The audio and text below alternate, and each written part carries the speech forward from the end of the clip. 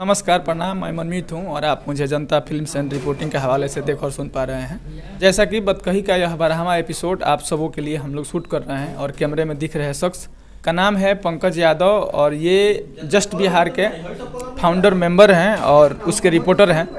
बतकही में हम इनसे बात करेंगे कि जस्ट बिहार के पीछे पंकज यादव का क्या संघर्ष रहा है और उस संघर्ष से पंकज यादव आप सबों को क्या सलाह देंगे और क्या सीख देंगे। और हम लोग ये भी जानने की कोशिश करेंगे कि आखिर पंकज यादव को जस्ट बिहार को एक अच्छे मुकाम तक लाने में और ख़ुद को एक पत्रकार के रूप में एस्टेबल करने में क्या संघर्ष रहा है। तो सबसे पहले बतकही के इस 12वां एपिसोड में जनता फिल्म्स एंड रिपोर्टिंग के हवाले से मैं पंकज यादव का हार्दिक स्वागत करता हूँ। देखिए मनमीत जी, सबसे पहले जितने भी हमारे व्यूअर्स दिख रहे हैं उनको भी बहुत बहुत धन्यवाद कि उन्होंने इस वीडियो को क्लिक किया देखने के लिए। और सबसे पहले हम आपका धन्यवाद कहना चाहेंगे क्योंकि आपने हमें उस काबिल समझा कि आप हमारा इंटरव्यू या हमारी लाइफ पे आप इस चर्चा करने के लिए तैयार हुए। तो सबसे पहले आपको भी बहुत बहुत धन्यवाद। बतकही कि इस कार्यक्रम को शुरू करने के क्रम में बातचीत का यह सिलसिला शुरू करते हैं और सबसे पहले पंकज यादव से हम यह जानना चाहेंगे, जस्ट बिहार को स्थापित करने के पहले पंकज यादव कहाँ थे और क्या कर रहे थे। देखिए, बात रहा जस्ट बिहार को स्थापित करने का, तो जब हम 10th का एग्ज़ाम देकर आए हुए थे उस समय मेरे पास फ़ोन नहीं था, पापा के पास एक फ़ोन था। उस फ़ोन से हम मतलब कि इस तरह छेड़छाड़ करते करते वीडियो पापा से डर के उनका मोबाइल लेके सुबह में जाते थे वो लोग थोड़ा सा घूमने के लिए, तो हम उनका मोबाइल लेके टिप टॉप करके देखते थे। उस समय हमने देखा है कि वीडियो हमारे नीचे सजेशन में आया कि आप भी अपना चैनल बना के अपना कमाई कर सकते हैं, आप लोगों के बीच कुछ ना दिखा सकते हैं। तो हमने सोचा बनाना वीडियो शुरू किया, तो कुछ इसी तरह डालते थे। सब्सक्राइबर भी कुछ अच्छा खासा हो गए थे, लगभग 8-900 के आसपास। एक दिन के बाद हुआ कि मेरा भाई फ़ोन चला रहा था, किसी कारणवश उन्होंने डिलीट कर दिया, उसको रीसेट मार दिया। अब मेरा चैनल तो गया, हमको जानकारी था नहीं कि उसका ईमेल होता है, पासवर्ड होता है, उसमें बहुत सारी होता है ऐसे, तो उसकी जानकारी नहीं थी। अब मैंने बहुत सारे यूट्यूबरों के पास फ़ोन किया, मेल किया कि भाई थोड़ा सा मदद कर दीजिए, मेरा चैनल है, मेरा चैनल आ जाए, लेकिन किसी ने नहीं किया। फिर एक आदमी के पास हमने फ़ोन किया, प्रवीण गुप्ता नाम हुआ, जिनका नाम मैं आप सभी के साथ रूबरू कराया, सरफरा उनका घर हुआ। मैंने उनके पास फ़ोन किया, बोला भैया एक मेरा काम है, थोड़ा सा मेरा चैनल है डिलीट हो गया है किसी कारणवश। तो बोला कि मेरे दुकान है उनका भी, वहाँ पे आ जाइए, सजेशन आपका जो काम है उसको हम लोग मतलब कि अच्छे ढंग से उसको विस्तारित से बताइए, तब मैं उसका जो भी होता है वो करूँगा। जब मैंने उनके पास गया तो उन्होंने बहुत मेहनत की, लेकिन वो चैनल नहीं आ पाया। तो फिर उन्होंने बोला कि अगर काम करने का मन है इस फील्ड में तो चैनल बना के दे देता हूँ, आप काम कीजिए। मैंने बोला कि मन तो नहीं है, लेकिन अब चैनल उतना सब्सक्राइबर था वो आएगा नहीं, बना दीजिए, कभी काम करेंगे। और मेरा पढ़ाई भी स्टार्ट था।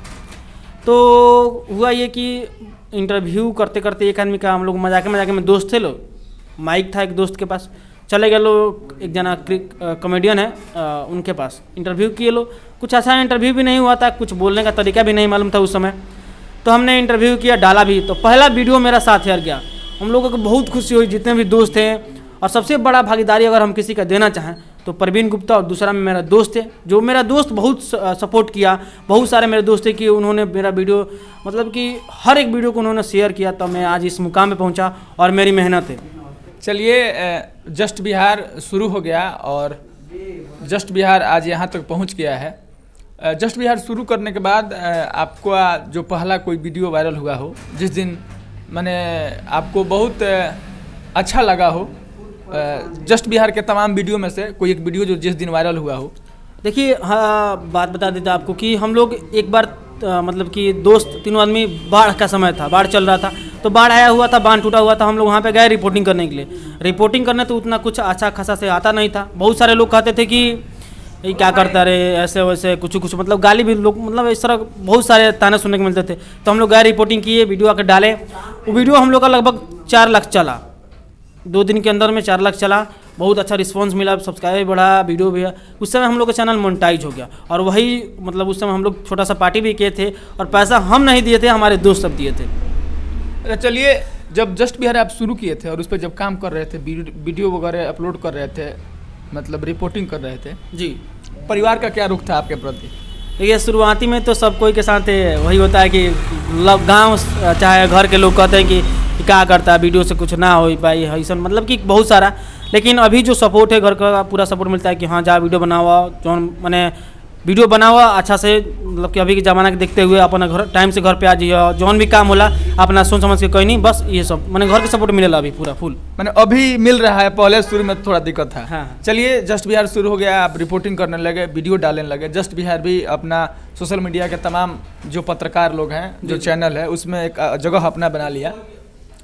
ये सोशल मीडिया पे जस्ट बिहार पे काम करते हुए कभी एक दिन ऐसा लगा हो कि मैंने हम इसमें सफलता नहीं हासिल कर सकते हैं, चाहे हम कोई नहीं करना चाहिए, चाहे बहुत बड़ा परेशानी हुआ हो, बहुत बड़ा कष्ट हुआ हो, वह एक दिन अगर याद कर पा रहे हो तो कौन था? देखिए, आपको बता दें कि जब हम मतलब कि इधर आसपास की रिपोर्टिंग करते करते मतलब आता है कुछ नया खोज रहे थे, तो एक लड़का वायरल हुआ था नालंदा में, तो हमने सोचा, हाँ सोनू, तो हमने सोचा कि चलिए पटना चलते हैं, पटना से हम लोग चलेंगे नालंदा। तो एक तो मेरे मित्र हैं, वो बोले कि ठीक है पटना आइए, पटना से आपको ले चलेंगे। तो उन्होंने ले नहीं गए, वो चले गए थे पहले ही, और हम पटना ही रह गए। तो अब पटना में ना कोई रहने का ठिकाना, ना किसी से जान पहचान, तो हम पटना से गए नालंदा। अब पटना से तो नालंदा ट्रेन जाती नहीं है, तो हम बस में चढ़ गए। हमको मालूम नहीं था कि वो AC वाला बस है, और AC वाला बस से हमसे लगभग 120 रुपये की 100 रुपये लिया था, अब इतना याद नहीं आ रहा है। और मेरे पास लगभग 350 रुपया था, घर से रुपया लेके गए थे 350। अब मेरा इधर ही ख़त्म, फिर कुछ खाए जाके उधर से, फिर उधर से भी आए, तो मैंने मेरे पास पटना आते आते पूरा पैसा ख़त्म हो गया। और पटना से हमको दीघा ब्रिज पे जाना था ट्रेन पकड़ने के लिए। अब मेरे पास 1 रुपया नहीं था। बहुत सारे दोस्तों के पास फ़ोन किए, बहुत सारे लोगों के पास फ़ोन किए कि भाई 100 चाहे 150 रुपया दे दो केहू के फ़ोन पे पर, हम निकलवा के घर आ जाते। तो केहू मतलब नहीं दिया कोई। उस समय मैंने लगा कि जस्ट बिहार छोड़ दे, और रोते रोते मतलब कि रात भर ट्रेन स्टेशन पर गुजरे लो, बैठे थे लोग आराम से रो रहे थे।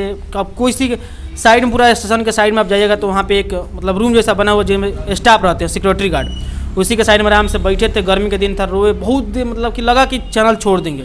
उसके बाद किसी तरह पैदल बिहान भिला उठे, तो पैदल आए, फिर बहुत सारे मतलब कि एक आदमी हेल्प भी किए, आए, ट्रेन पकड़े, घर आ गए। उस रात को जब हम घर पे आए तो बिना मतलब कि शाम को ट्रेन पहुंचती है रतन सराय 5 बजे के आसपास। वहाँ पे हम आए, आराम से घर पे गए, पैदल आराम से, खाना भी नहीं खाया, सो गए।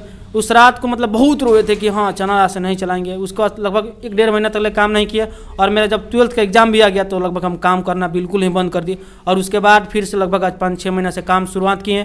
तो अभी जिस मुकाम पे जस्ट बिहार है, उससे मिल के हमको खुशी होती है। चलिए, बातचीत के इस क्रम में हम आपसे यह जानेंगे, एक दिन तो हम जान गए जिस दिन आपको बहुत परेशानी हुआ था और आप सोच रहे थे कि जस्ट बिहार पे अब काम नहीं करेंगे, लेकिन हम वह एक दिन भी जानना चाहते हैं जिस दिन आपको बहुत खुशी हुई हो, वह 7000 वीडियो चलने के बाद कोई ऐसा वीडियो जिससे जस्ट बिहार के काम से आपको खुशी हुई हो और आपको पार्टी देने का मन हुआ हो। देखिए, 2 बातें हैं। जिस दिन मेरा चैनल मोनेटाइज हुआ उस दिन भी बहुत खुशी हुई थी। एक तरफ से हम लोग यहाँ तक कि नोकटो भानी मंदिर बहुत फेमस है, या कह सकते हैं कि था वाला, वहाँ पे हमारी मतलब जितने भी दोस्त थे, सुबह में हम लोग को नहाना था 5 बजे से। मैंने प्लान हुआ था फ़ोन पे कि 5 बजे सब लोग नहा ली, या 5 बजे से उन्हें चल जाए थावे, आप पूजा कर ले, नोकटो भानी पूजा कर ले, क्या कि चैनल मोनेटाइज हो गया। ऐसा बात हुआ कि दोस्त सब 4 बजे होने के उठना रे, नहाना रे, चलना रे, पूरा बहुत खुश थे लोग सब आदमी। और उस दिन मोनेटाइज हुआ जिस दिन, तो गए लोग पूजा वूजा करे लो, पार्टी भी किए थे छोटा मोटा, मतलब जिस लायक हम लोग की औकात थी उस समय, पार्टी करे लोग, बहुत खुशी हुई। और एक अभी लगभग 1.5 मंथ हो गया, एक वीडियो वायरल हुआ था, 25 लाख लगभग वीडियो चला।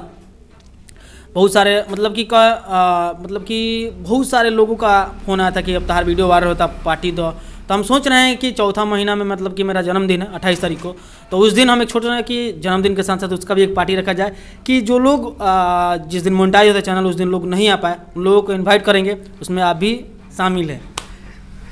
चलिए, इस बातचीत को हम लोग अब बंद करेंगे और अंत में हम पंकज जी से यह जानना चाहेंगे, चूँकि सोशल मीडिया में पत्रकारिता करने के दौर में आज एक बहुत बड़ी समस्या ये है कि सोशल मीडिया के शीर्ष पत्रकारों में से एक पत्रकार है जिनका नाम लेना उचित नहीं है। उनके बाद जो लोग भी पत्रकारिता करने के लिए इस क्षेत्र में आते हैं, लोगों को मतलब आम पब्लिक को यह लगता है कि सब कोई उनके देखा देखी इस फील्ड में आ रहा है। तो इस समस्या को ध्यान में रखते हुए अगर कोई नया लड़का सोशल मीडिया में काम करना चाहता हो, तो पंकज यादव और जस्ट बिहार की पूरी टीम अपने तमाम संघर्षों के बीच उन्हें क्या सलाह देना चाहेगी? देखिए, सलाह तो कुछ खास नहीं देंगे, काहे कि अभी उस लायक शायद नॉलेज मेरी नहीं है। हम यही कहेंगे कि अगर आपके अंदर लगे कि हाँ आप पत्रकारिता हो, पढ़ाई हो, किसी भी फील्ड में आप जाके उसमें बेहतर कर सकते हैं, तो आप उस काम को चुनिए। और एक बार अपने परिवार वालों से भी राय ले लीजिएगा कि हाँ हम ये काम करने जा रहे हैं, तो ये हमारे लिए फ़ायदेमंद रहेगा या नहीं रहेगा। क्योंकि आजकल के मतलब कि हो सकता है कि आप आगे जाएं और शायद उसमें आपको बहुत सारी कठिनाइयाँ का सामना करना पड़े, तो पीछे से आपके अगर परिवार वाले सपोर्ट कर रहे हैं या आपके परिवार से नहीं कर सकते हैं तो दोस्तों से ज़रूर बताइएगा, क्योंकि दोस्त दोस्त में जान बसी होती है। तो दोस्तों से ज़रूर बताइए कि हाँ मैं ये काम करना सोच रहा हूँ, तो क्या इसमें हमारे बेनिफिट होगी या मैं उस लायक हूँ, तो मतलब कि कुछ सजेशनें मिलेगी। अगर आप उस फील्ड में जाना चाहें तो पत्रकारिता लाइन एक ऐसा हो, अभी के दौर में कोई भी पत्रकार बन जा रहा है, तो ये अभी उस मतलब कि उस लाइन में आना या जाना आपके लिए बेहतर नहीं है। ये आप बखूबी जानते हैं कि हम किस लाइन में जाएंगे तो हमारे लिए बेहतर होगा और किस लाइन में हम नहीं जाएंगे तो हमारे लिए बेनिफिट नहीं होगा। ये आपके ऊपर डिपेंड करता है और आपके परिवार वालों पर डिपेंड करता है कि आप किस लाइन में जाना चाहते हैं और किस लाइन में आपका सबसे बेहतरीन इंटरेस्ट है। और यही मेरी एक छोटी सी मतलब कि एक रिक्वेस्ट समझें या जो भी समझें आप। चलिए, बतकही का यह एपिसोड हम लोग अंत करेंगे यहीं पे, लेकिन चूंकि बरौली वासी होने के नाते हाल ही में एनएसजी कमांडो दीपक सिंह हमारे बीच नहीं रहे और उनकी शहादत में कल आप लोगों के बीच लाखों के तादाद में लोग उनको अंतिम श्रद्धांजलि देने के लिए पहुंचे थे। चूँकि यह दर्द और यह दुख और यह मर्म काफ़ी निजी है, इस वजह से बतकही कि इस एपिसोड में उनको याद करते हुए उनके लिए पंकज जी की तरफ से मैं एक शेर कहकर यह एपिसोड को अंत करना चाहूँगा कि हजारों बरस नरगिस अपनी बेनूरी पे रोती है, हजारों बरस नरगिस अपनी बेनूरी पे रोती है, तब जाकर पैदा होता है चमन में दीदावर कोई। आखिरी में एक हम भी सर कहेंगे, क्योंकि हमको भी अभी याद आ गया और बहुत मतलब कि एक टीचर थे जिन्होंने हमको पढ़ाया, तो हम भी कह देते हैं, उतना तो कहने आता नहीं है, लेकिन मनमीत भाई कहे तो हम भी कह देते हैं कि लहरों की डर से नौका पार नहीं होती, कि लहरों की डर से नौका पार नहीं होती और कोशिश करने वालों की कभी हार नहीं होती।